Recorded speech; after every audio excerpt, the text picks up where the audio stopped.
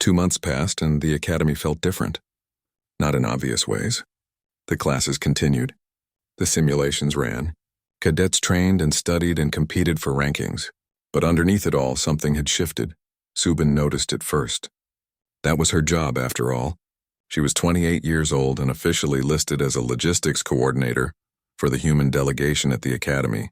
In reality, she was an intelligence analyst and her real job was to watch for threats. She sat in her small office reviewing data streams from across the academy network. Communication logs, supply requisitions, training schedules. Most people thought intelligence work was exciting. It wasn't. It was boring, detailed, and absolutely necessary. That's why she noticed when things stopped making sense. First, there were the simulation scores. Human cadets were consistently performing well, as expected given their training backgrounds. But 3 weeks ago, the scores had started fluctuating wildly, not just for 1 or 2 individuals. For all of them, one day excellent, the next day barely passing. Subin had initially assumed it was a technical glitch, but when she checked the raw data, the simulations themselves were fine. Something else was affecting the results. Then there were the equipment failures. Training rifles that wouldn't calibrate, armor that didn't fit properly, environmental suits that developed mysterious leaks, always during exercises involving human cadets. Always just enough to cause problems, but never enough to be obvious sabotage. And finally, there were the messages. Anonymous posts on the Academy's internal network. Rumors that humans were receiving preferential treatment. Suggestions that they didn't deserve to be here. Carefully worded complaints that always stopped just short of direct accusations. Individually, each incident could be explained away. Together, they formed a pattern. And Subin was very good at seeing patterns. She spent 2 days diving deeper using access codes that weren't in her official authorization, but that she had anyway. What she found made her blood run cold. Encrypted communications between several Academy staff members. References to something called the Purity Movement. And worst of all, detailed plans for a live fire training exercise that would take place in 3 weeks. The plans were sophisticated. The exercise would be presented as routine, but the safety protocols would be quietly modified. Weapons would be loaded with live ammunition instead of training rounds. The human cadets would be placed in the most dangerous positions, and when casualties occurred, it would be blamed on human incompetence and recklessness. Subin stared at her screen for a long moment. Then she reached for her communicator and called Captain Seokjin. Seokjin arrived within the hour. He was 35 years old, with gray already showing at his temples. A veteran of more operations than most cadets had years of life. He had commanded the 707th Battalion before retiring to his current position as military liaison, which meant he was officially here to coordinate between Earth's military and the Academy. Unofficially, he was here to make sure the young humans under his care survived. He read Subin's report in silence. When he finished, his expression was carefully neutral. "How confident are you in this intelligence?" 90%, Subin said. The encryption was good, but not perfect. Someone wanted these communications to be found eventually, just not yet. A trap within a trap. Yes. If we expose it now, they'll claim we're paranoid, that we're seeing conspiracies where none exist. But if we wait until the exercise, people die. Seokjin set down the data pad. Who else knows about this? Just you. I didn't want to risk the information spreading until we had a plan. Seokjin nodded. We need to bring this to someone in the Academy command structure. Someone we can trust. Instructor Velkthor, Subin said immediately. He's been watching the human cadets closely. Not with hostility. With interest. And he's Krell. Which means the conspirators won't expect him to side with us. They met with Velkthor that evening in his office. The instructor listened to their evidence without interruption. When they finished, he was quiet for a long time. I have suspected something was wrong, he finally said, but I did not imagine it went this deep. He activated his own terminal and pulled up files. 3 of my fellow instructors are on this list, and Admiral Telneris oversees the training exercise schedule. Seokjin leaned forward. How high does this go? I do not know, but if an admiral is involved, we cannot simply report this through normal channels. The chain of command may be compromised. Subin felt her stomach tighten. This was worse than she had thought. The Purity Movement wasn't just a few prejudiced individuals. It was organized, well-funded, and had infiltrated the academy at multiple levels. "What do we do?" she asked. Velkthor's claws tapped on his desk, a rhythmic sound that helped him think. "We warn the human cadets. They must be prepared when the trap is sprung. If they defend themselves, it will make things worse," Seokjin said quietly. "The conspirators will claim it proves humans are dangerous, that we can't be trusted. They'll use it as justification for removing us from the alliance entirely. And if they do not defend themselves, they die," Velkthor countered. "That is not acceptable." They sat in silence, each understanding the terrible math of the situation. The conspirators had created a perfect trap. Fight back and prove you're dangerous. Don't fight back and die. Either way, the purity movement won. "There's a third option," Seokjin said slowly. "We let them spring the trap, but we document everything. Every regulation they break. Every safety protocol they ignore. We turn their trap into evidence. That requires the human cadets to survive long enough for the evidence to matter," Subin pointed out. Seokjin smiled. It was not a happy expression. "They will survive. I trained most of them myself. They're survivors. It's what we do best." Later that night, Velkthor called Minho to his office. The young human arrived with Heejin, both of them sensing that something important was happening. Velkthor explained the situation directly. He didn't soften it or try to make it sound less dangerous. These were soldiers, and they deserved the truth. When he finished, Minho was quiet for a moment. Then he asked, "Sir, if we defend ourselves when they spring the trap, will we be punished?" The question cut through all the political complexity and reached the heart of the matter. Velkthor found himself respecting the human even more. "Officially, you will be investigated," Velkthor said. "But I will ensure that the investigation is thorough and fair. The truth will come out." He paused. "Do what you must to survive. I will handle the aftermath." Minho nodded slowly. Then that smile appeared, the one that made Velkthor's scales tighten. "We're very good at surviving, sir." After they left, Heejin spoke for the first time. "This is going to get messy." "Very messy," Minho agreed. "We need to bring in the others. Doyen, Jiwon, anyone with combat experience. Doyen's squad is participating in the same exercise." "Good. More of us means better odds." They walked through the quiet corridors of the academy, their footsteps echoing. Around them, other cadets slept, unaware of what was coming. But Minho and Heejin were awake, alert, already planning. This was familiar territory for them. Not the specific situation, but the feeling of it. They had been in impossible situations before. They had faced enemies who had every advantage. And they had survived because that's what humans did. They adapted. They endured. They found a way. Over the next few days, Minho gathered the human cadets quietly. He told them what was coming. He didn't ask them to be brave or make speeches about duty. He just gave them the facts and trusted them to make their own choices. Every single one of them chose to participate in the exercise as planned. Not because they were fearless, because they understood that sometimes you had to walk into the trap to prove it existed. Jiwon worked on contingency plans, using her engineering knowledge to identify weaknesses in the exercise setup. Doyen coordinated tactics, drawing on his experience as a squad leader. Captain Seokjin provided strategic oversight, though officially he was just an observer. And through it all, Minho remained calm. He had been calm in the lecture hall when Velkthor had warned about Deathworlders.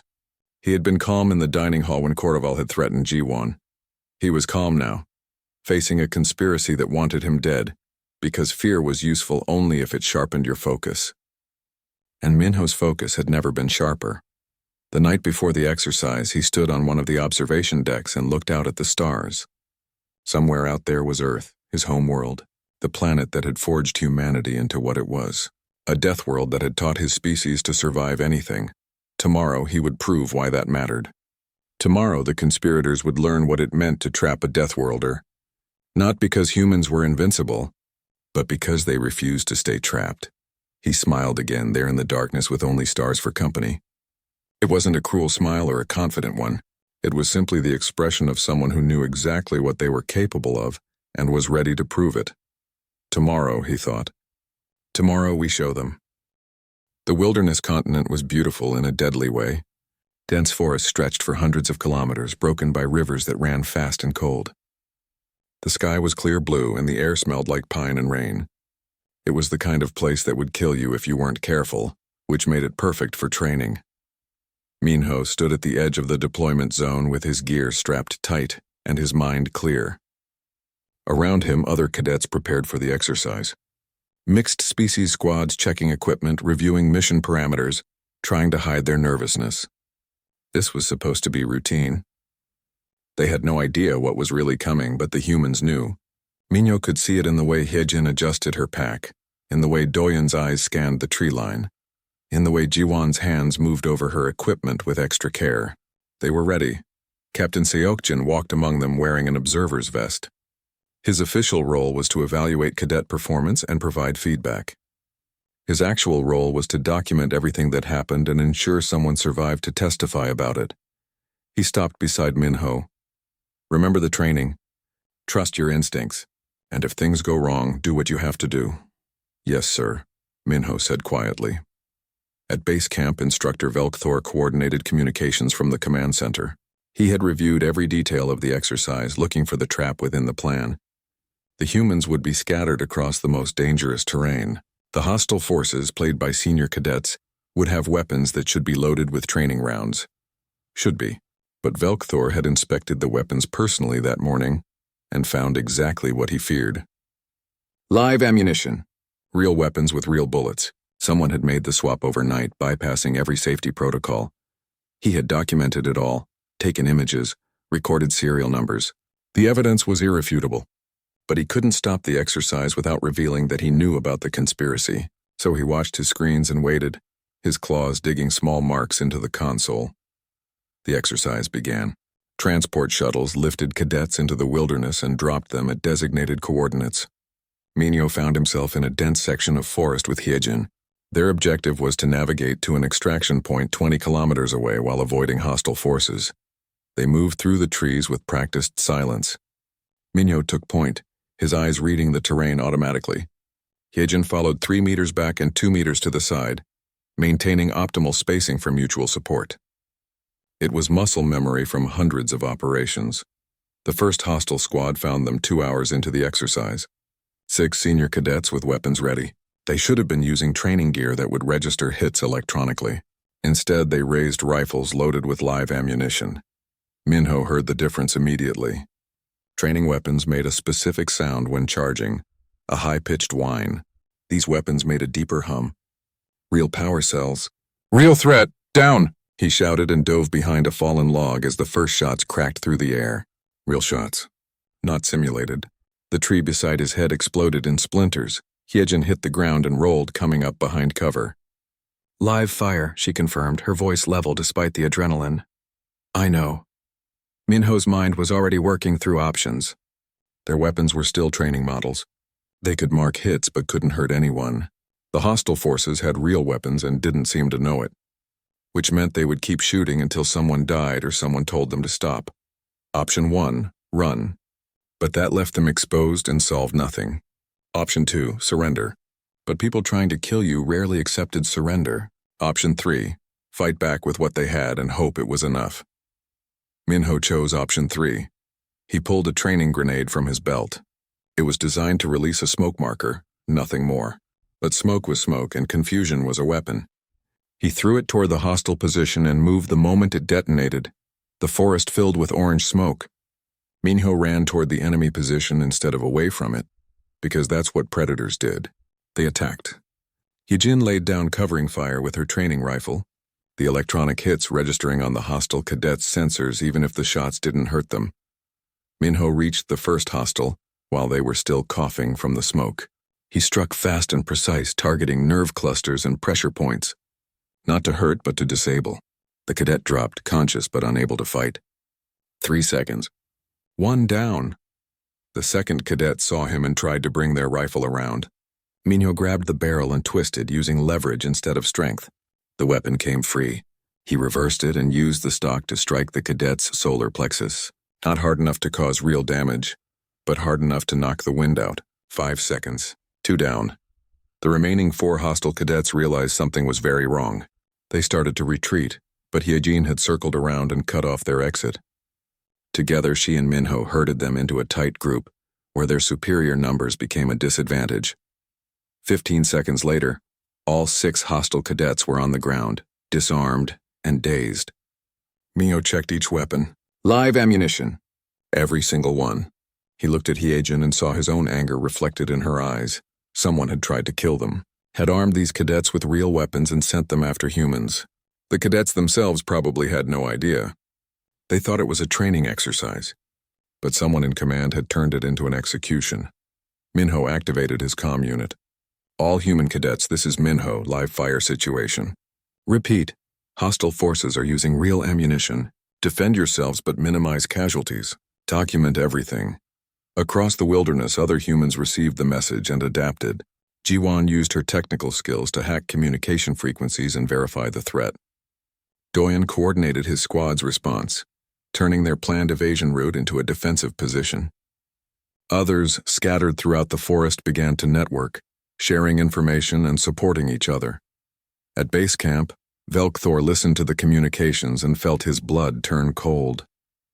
It was happening. The trap had been sprung. He activated emergency protocols and dispatched medical teams, then began recording everything. Every transmission, every tactical decision, every piece of evidence. Admiral Telnris stood beside him, watching the screens with satisfaction that she didn't quite hide. "The humans are performing adequately under pressure," she said. Velkthor turned to look at her. "They are performing adequately because someone armed the hostile forces with live ammunition. That is not protocol." Telnaris's expression didn't change. "I'm sure it's just a mistake in the armory. These things happen. These things do not happen," Velkthor said coldly. "And I have documented every violation of safety protocols since this morning, including your signature on the weapons authorization." Telnaris's satisfaction vanished. "You have no authority to—" "I have every authority. This academy is my responsibility. These cadets are my responsibility, and I will not allow a political conspiracy to murder them." Before Telnaris could respond, the situation in the field escalated. The conspirators, realizing that the humans were not dying as planned, deployed military drones, real combat drones with actual weapon systems. It was an insane escalation, one that could not be explained as accident or mistake. Captain Seokjin saw the drones launch and immediately transmitted their specifications to Velkthor. "Unauthorized military hardware in a training exercise. That's a court-martial offense minimum." Velkthor activated Academy security. "All personnel code black, terminate the exercise immediately. Medical teams deploy now." But in the forest, Minho and his squad were dealing with more immediate problems. A combat drone had locked onto their position, its weapon systems active and tracking. They had seconds before it opened fire. Hyejin looked at Minho. "Ideas?" Minho studied the drone, watching its movement pattern. It was military grade, which meant sophisticated AI and predictive targeting. Running wouldn't work. Hiding wouldn't work. The only option was to get close enough that its targeting system couldn't track him, which was insane. No one charged a combat drone. It was suicide. Minho smiled and started running toward it. The drone's AI tried to predict his path, but Minho wasn't moving in patterns. He was adapting in real time using terrain and timing. The drone fired, but Minho was already somewhere else. It adjusted, fired again, missed. He reached the minimum engagement distance and jumped, using a low-hanging branch to propel himself upward. His hand found the drone's sensor housing, and he slapped a training grenade directly onto it. The magnetic adhesive held. The grenade detonated, filling the sensors with smoke marker. The drone's AI went into emergency shutdown, unable to see and programmed not to fire blind. It dropped from the sky. Minho landed hard, rolled, came up on his feet. Hyejin stared at him. "That was the stupidest thing I've ever seen you do." "Did it work?" Minho asked. "Yes." "Then it wasn't stupid." Academy security arrived 15 minutes later. They found human cadets scattered across the wilderness, bruised and exhausted but alive. They found hostile forces who were confused and horrified to learn they had been shooting live ammunition. And they found evidence of a conspiracy that reached high into the Academy command structure. Admiral Telnris was arrested trying to flee. Other conspirators were identified through communication logs and weapons authorizations. The evidence was overwhelming and irrefutable. The recreational district was loud. Music from 6 different worlds mixed together in a way that shouldn't work but somehow did. Cadets from dozens of species sat at tables. eating food from home or trying dishes from places they had never been. It was supposed to be a place where everyone could relax. But tonight, the air felt wrong, tense, like everyone was waiting for something bad to happen. Ji-won sat at a corner table with her engineering textbook spread around her. She was small, even for a human, 23 years old with quick hands and a mind that understood machines better than people. She had come to the academy to learn about alien technology, not to make friends. So far, that plan was working fine. She noticed the group of Krell cadets when they entered. Hard not to, really. They were large and loud, and one of them in particular seemed angry about something. His name was Korval, she had heard. He came from some important military family and acted like everyone should be impressed. Ji-won went back to her textbook. Whatever Korval's problem was, it wasn't her concern, until he stopped at her table. "Human," Korval said. His voice was like rocks grinding together. "You are in my seat." Ji-won looked up. The table had 8 chairs. She was using one. "There are 7 other seats. I want that one." Around them, conversations quieted. Other cadets turned to watch. Ji-won felt her heart speed up. She wasn't a fighter. She was an engineer, but she also wasn't stupid enough to think this was really about a chair. "I'm studying," she said carefully. "I'll be done in an hour." Korval leaned down, his scaled face close to hers. She could smell something sharp on his breath, probably whatever passed for alcohol among Krell. "You misunderstand. I am not asking. Your kind is too small, too weak. You do not belong here. You do not belong in the academy. You certainly do not belong at my table." Ji-won's hands clenched under the table. She wanted to point out that it wasn't his table, that she had every right to be here, that his prejudice was against academy regulations, but her mouth was dry and Korval was very, very large. "Is there a problem?" The voice came from behind Korval. It was quiet and polite and somehow more threatening than a shout. Ji-won looked past the Krell to see Minho standing there with a dinner tray in his hands. Hyejin was beside him, her expression neutral. Korval straightened and turned. He was a foot taller than Minho and probably weighed twice as much. "This is not your concern, human. She's a human. I'm a human. That makes it my concern." Minho set his tray down on a nearby table. His movements were calm, precise, like he was in no hurry at all. Hyejin moved slightly to the side, giving herself a clear line of sight. Ji-won noticed this and felt a small spark of hope. These weren't random students. These were people who knew what they were doing. Korval laughed. It was not a nice sound. "You think you can challenge me? You are barely worth my attention. Humans are weak, small. You have no armor, no claws, nothing that makes you dangerous." Minho smiled. That smile. "You're absolutely right." Korval blinked, confused by the agreement. "We are weak," Minho continued, his voice conversational. "We have no natural weapons, no armor plating. Our bones break easily. Our skin tears like paper." He took a step closer.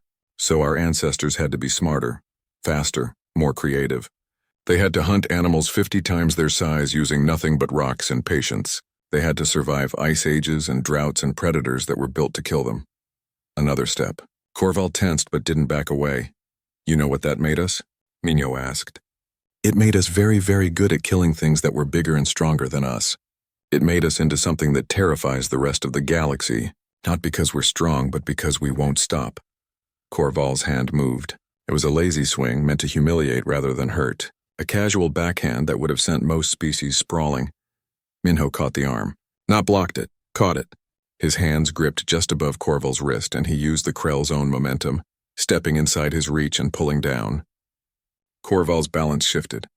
His weight carried him forward. And then Minho added just a little more force, and suddenly the large Krell was on his back on the floor. The impact echoed through the dining hall. Everyone was watching now. Minho stepped back and picked up his dinner tray again. He took a bite of whatever was on it, chewed, swallowed. Like nothing important had happened. Korval scrambled to his feet, his face dark with rage. He charged, all subtlety gone. This time he meant to hurt. Minho waited until the last second, then his hand shot out. It wasn't a punch. It was a precise strike to a cluster of nerves on Korval's neck, just below the jaw. The kind of strike that required exact knowledge of Krell anatomy. Korval dropped like someone had cut his strings. He was conscious. Ji-won could see his eyes moving, but he couldn't seem to make his body work. Minho looked down at him. The instructor was right. Never confront a Deathworlder alone, especially not one who has decided the fight is over. He picked up his tray and walked to Ji-won's table. Mind if we sit? Ji-won shook her head, not trusting her voice. Minho and Hyejin sat down. Behind them, Korval's friends helped him up and half-carried him toward the exit. He would be fine in a few minutes when the nerve paralysis wore off. But the humiliation would last much longer. You okay? Hyejin asked Ji-won. Yeah, Ji-won managed. Thanks. No problem, Minho said. He was eating again. Like he hadn't just taken down someone twice his size. Engineering major, right? I saw your scores. Very impressive. They made small talk after that, but Ji-won barely heard it. She kept replaying what she had seen. The speed, the precision, the absolute calm. Minho had never looked angry or scared. He had simply done what needed to be done and moved on. In his office, Instructor Velkthor reviewed the security footage. The incident had been reported immediately by the dining hall supervisor. Technically, Minho had acted in self-defense. Korval had struck first. The human's response had been measured and non-lethal, but Velkthor saw what others might miss. He saw how Minho had positioned himself, how he had controlled the confrontation from the first word. The human had wanted this to happen, not because he enjoyed violence, but because he knew it was necessary. Someone needed to understand that humans were not to be dismissed. That prejudice against them was not just wrong, but dangerous. Minho had delivered that lesson efficiently and publicly. Velkthor would have to file a report. There would be questions, but the conclusion was clear. Cadet Minho had followed regulations and shown restraint. No disciplinary action required. What worried Velkthor more was the political dimension. Korval came from a powerful family. There were factions in the alliance that opposed human integration. This incident would be used as evidence, twisted to show that humans were dangerous and unpredictable. And maybe Velkthor thought that was true. Humans were dangerous, but so were Krell and Thulians and a dozen other species. The question wasn't whether humans were dangerous. It was whether they could be trusted to use that danger responsibly. He thought about Minho's smile, about the way the human had ended the fight the moment Korval was no longer a threat, about how he had sat down and eaten dinner like nothing had happened. That was control, real control, the kind that came from knowing exactly what you were capable of and choosing carefully when to use it. Velkthor approved the report and sent it up the chain of command. Then he sat back and wondered what would come next. Because something would come next. The incident with Korval was not the end of anything. It was the beginning. In the recreational district, Minho finished his dinner and said goodbye to Ji-won. He and Hyejin walked back to their quarters in comfortable silence. That was necessary, Hyejin said after a while. I know. There will be consequences. I know that too. They reached their quarters and parted ways. Minho lay on his bunk and stared at the ceiling. He didn't regret what he had done. Ji-won had needed help and he had provided it. That was what soldiers did, what humans did, but he also knew that Hyejin was right. There would be consequences. People who already feared and distrusted humans would use this incident as proof that they were right to do so. The fact that Minho had shown restraint wouldn't matter to them. They would only see a human defeating a Krell and they would be afraid. Fear made people do stupid things. Dangerous things. And Minho had a feeling that before this was over, he would see exactly how dangerous fear could be. But that was a problem for tomorrow. Tonight he had done the right thing. Sometimes that was all you could do. He closed his eyes and slept the dreamless sleep of someone who knew exactly who they were and what they stood for. The simulation room was massive. It could hold 1,000 cadets and make them believe they were anywhere in the galaxy. Today it was showing a dusty trading outpost on the edge of Alliance space. Buildings made of scrap metal, streets that were more dirt than pavement. The kind of place where the law was more of a suggestion than a rule. Minho stood with his squad in the briefing area outside the simulation field. Around them, other squads prepared for their own exercises.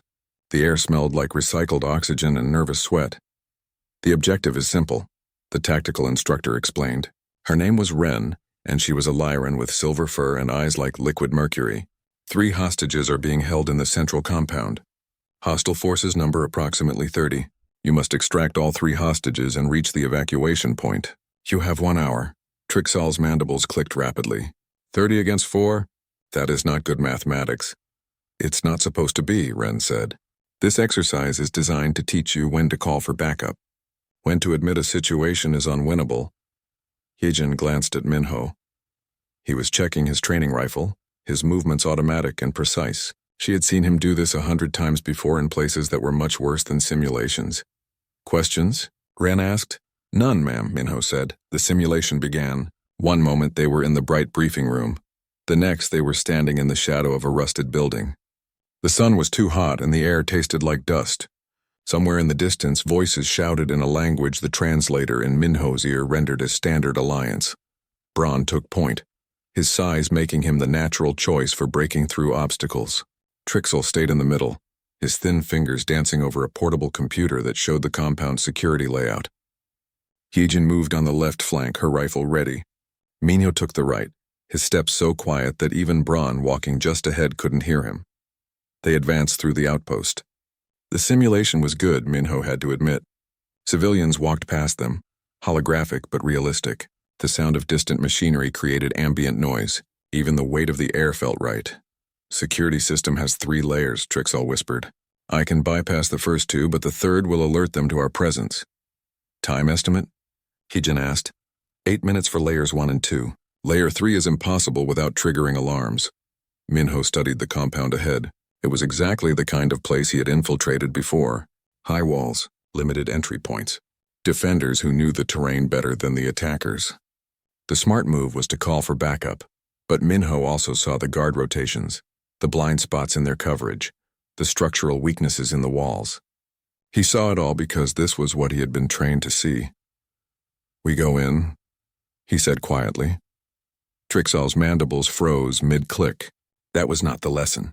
The lesson is to retreat. The lesson, Hyejin said, is to complete the mission. She looked at Minho and something passed between them, a memory of other missions, other impossible situations.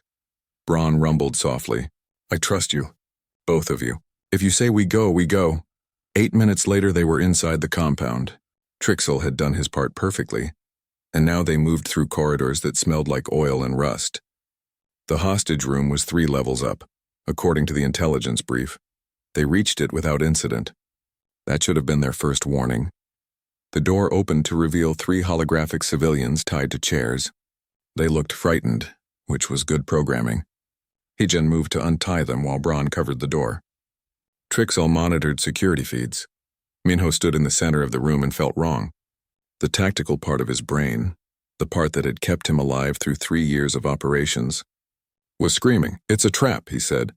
Just as the walls exploded with movement, doors he hadn't noticed burst open.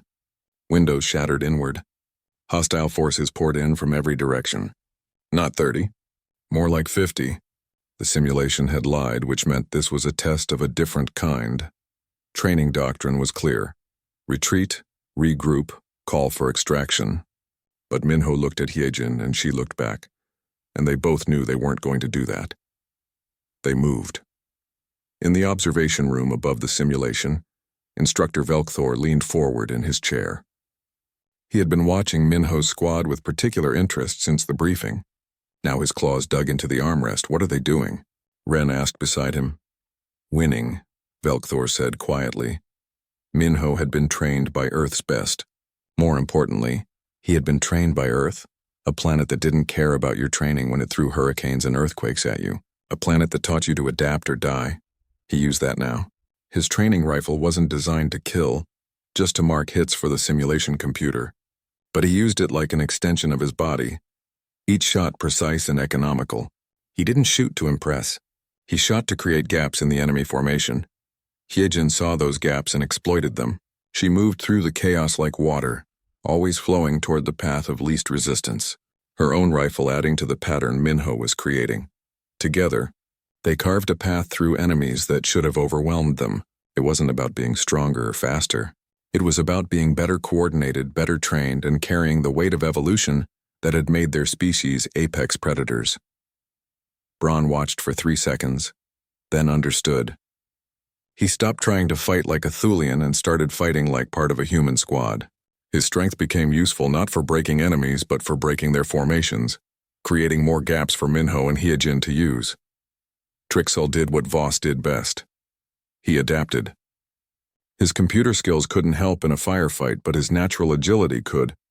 He focused on protecting the hostages, his smaller size allowing him to position himself as a mobile shield. The fight lasted 90 seconds. When it ended, all 3 hostages were secure. The enemy forces were neutralized. The squad stood in the center of the room, breathing hard but alive. "Extraction point," Minho said calmly. "Double time." They moved through the compound, encountering scattered resistance. Each time, Minho and Hyejin worked together like they shared one mind. Braun and Trixel followed their lead, learning as they went. They reached the extraction point with 4 minutes to spare. The simulation ended. The dusty outpost dissolved into white walls and neutral lighting. Instructor Ren stared at her datapad. Mission time, 4 minutes 32 seconds. 0 casualties. All hostages extracted. She looked up at them, her silver eyes wide. The previous record was 19 minutes with 60% casualties. Minho said nothing. He ejected the power cell from his training rifle and handed the weapon to the equipment officer. Hyejin did the same. They moved like they had done this 1,000 times before because they had. That evening, Velkthor called Minho to his office. The human arrived exactly on time, his uniform crisp and his posture respectful. "Sit," Velkthor said. Minho sat. He didn't fidget or look nervous. He simply waited. "I pulled your file," Velkthor said. 707th Special Mission Battalion. 3 years of active service. 17 successful operations, most of them classified. He paused. "What are you doing here, Cadet Minho?" "Learning, sir." "You could teach half the courses in this academy." Minho considered this. "I can teach humans, sir. But the Alliance has 46 other species. I need to learn how to work with all of them." It was a good answer, an honest one. Velkthor felt some of his suspicion ease. Today's simulation was designed to be impossible. Velkthor said, "Yes, sir. You made it look easy." Minho smiled then, and it was that same small expression that had caught Velkthor's attention during the lecture. "Nothing is easy, sir, but everything is possible if you're willing to adapt." Velkthor studied the human for a long moment. Then he nodded. "Dismissed, Cadet." Minho stood, saluted, and left. Velkthor sat in his office and thought about what he had seen today. The speed, the precision, the absolute calm under pressure. This was what a Deathworlder looked like when they stopped holding back. And the terrifying part was that Minho had still been holding back. Velkthor could see it in the way the human moved, the economy of his actions.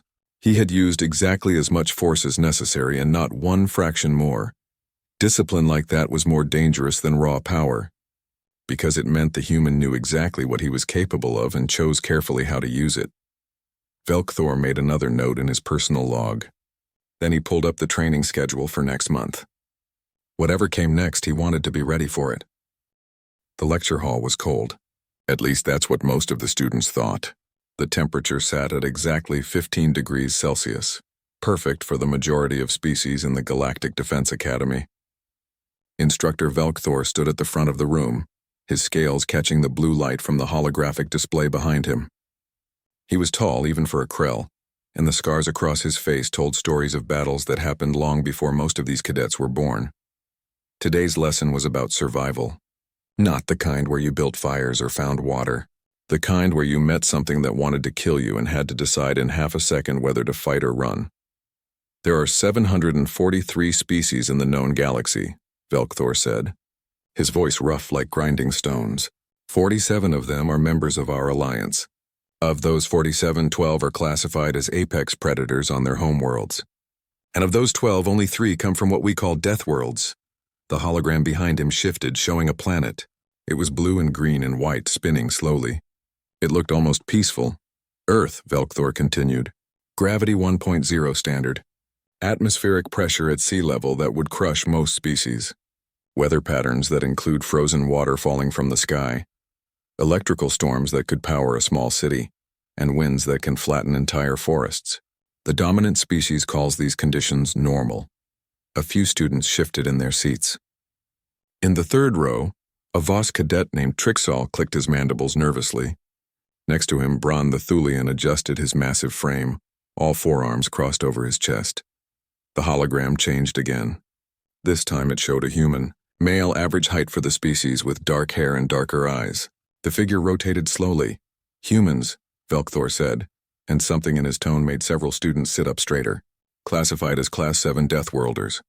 No natural armor, no claws, no venom, no enhanced strength compared to their body mass. By all logical metrics, they should not be apex predators, but they are. He tapped a control and the hologram zoomed in on the human's eyes. Forward-facing predator eyes. They have exceptional endurance. A human can track prey for days without stopping. Their pattern recognition abilities exceed our best computers. They can function with injuries that would incapacitate most species. And they have something else. Velkthor paused. They adapt. In the back row, someone made a sound. Not quite a laugh. Not quite a cough. Velkthor's head snapped toward the source. His eyes, yellow and slit-pupilled, focused on a young man sitting near the wall. The human was smiling. It wasn't a big smile. Just a small curve of the lips, almost polite. But something about it made Velkthor's scales tighten against his skin. He had seen that expression before, years ago, on a battlefield where everything had gone wrong and the only human in their unit had somehow made it right. Cadet, Velkthor said slowly. Do you find something amusing about this lesson? The smile faded. The human sat up straighter. No, sir. I apologize, sir. Your name, Cadet. Minho, sir. And what were you thinking about just now, Cadet Minho? Minho hesitated. Next to him, another human, a young woman with sharp features, kept her eyes straight ahead. Her name tag read Hyejin. I was remembering home, sir, Minho said finally. Velkthor studied him for a long moment. There was something in the way the human held himself. Too still, too calm, like a weapon waiting in its holster. I see, Velkthor said. He turned back to the class. The most important rule when encountering a Deathworlder is simple. Never confront them alone. Their reflexes are faster than our tactical computers can predict. Their pain tolerance exceeds our medical understanding. And their aggression response... He trailed off, then said more firmly, never confront a Deathworlder alone. This rule has saved more lives than any weapon in our arsenal. The lecture continued, but Velkthor found his attention drifting back to the human in the back row. Minho sat quietly now, taking notes on his datapad like any other student, but that smile lingered in Velkthor's memory. After class, as students filed out, Velkthor noticed Hyejin lean toward Minho and whisper something. Minho's response was too quiet to hear, but Hyejin's expression didn't change. They moved with a coordination that spoke of long familiarity. Squad mates, Velkthor guessed, maybe more. Trixol and Braun waited for them at the door. The four of them had been assigned to the same training squad 3 weeks ago. It was an interesting mix. A human male, a human female, a nervous Voss, and a gentle giant Thulian. On paper, it shouldn't work. But Velkthor had been teaching long enough to know that paper didn't mean much. He pulled up Minho's file on his personal datapad after the room emptied. The basic information was standard. Age 24, from Earth Sol District. Test scores in the 95th percentile across all categories. But there was a note at the bottom that made Velkthor's blood run cold. Previous assignment, 707th Special Mission Battalion. Velkthor knew that unit. Every military officer in the Alliance knew that unit. They were the ones you called when a situation was already impossible, and you needed it solved anyway. They specialized in hostage rescue, deep reconnaissance, and what human military doctrine politely called direct action. This wasn't a cadet. This was a veteran, a decorated one, if the small service ribbon on his uniform meant what Velkthor thought it meant. He checked Hyejin's file next. Same unit, same ribbon. They had served together. Velkthor sat back in his chair and looked at the empty lecture hall. The Alliance had rules about sending experienced soldiers to the Academy. Usually it was for training in new technologies or cross-species coordination. Sometimes it was political, a way to show that even elite units respected the education process. But sometimes, Velkthor knew, it was because those soldiers had seen or done things that required them to be somewhere safe for a while, somewhere they could remember how to be around people who weren't trying to kill them. He thought about that smile again, the small, polite one that had made his instincts scream danger. Minho hadn't been amused by the lecture. Velkthor understood that now. The human had been remembering, and whatever those memories contained, they were the kind that made a Class 7 Deathworlder smile like that. Outside in the corridor, Minho and his squad walked toward the training facilities. Hyejin glanced at him. You okay? Yeah, Minho said. Just weird hearing someone lecture about humans like we're some kind of dangerous animal. We kind of are, Hyejin pointed out. Trixol's mandibles clicked nervously. You are not dangerous. You are our friends. Braun rumbled his agreement, one massive hand coming down gently on Minho's shoulder. The instructor does not know you. He sees only data. Minho smiled again, and this time it was genuine, reaching his eyes. Thanks, guys. They continued down the corridor, their voices fading. Behind them, through the window of his office, Velkthor watched them go. He had been wrong about one thing, he realized. The most important rule wasn't about confronting Deathworlders alone. It was about understanding that Deathworlders were never truly alone. They carried their evolution with them, their history, their training. And when they smiled like that, they were remembering all of it. Velkthor made a note in his personal log. He would be watching Minho's squad carefully, not because he distrusted them, but because he suspected that before the semester ended, they were going to teach him something important about what it really meant to survive.